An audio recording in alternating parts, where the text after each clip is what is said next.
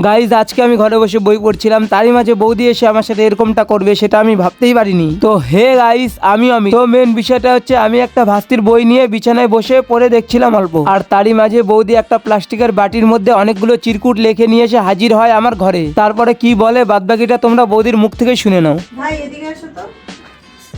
কি বলো? তোমার সাথে আমার একটা চ্যালেঞ্জ হয়ে যাবে আজকে। এই চিরকুটটার মধ্যে যেটা উঠবে সেটা তোমাকে আজকে পড়ে দেখাতেই হবে, এটাই চ্যালেঞ্জ।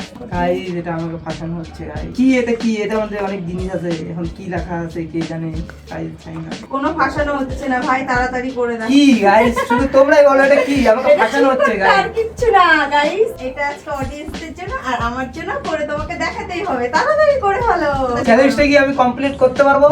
হ্যাঁ। দেখার জন্য তোমরা পুরো ভিডিওটা দেখবা, ঠিক আছে? চলো দেখি কি উঠে আমার কপালে। জয় মাতারা।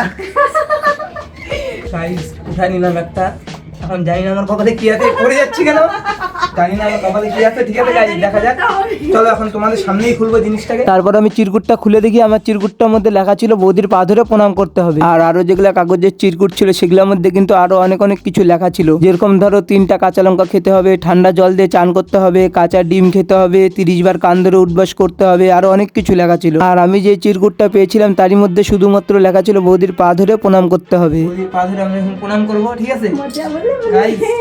ডান।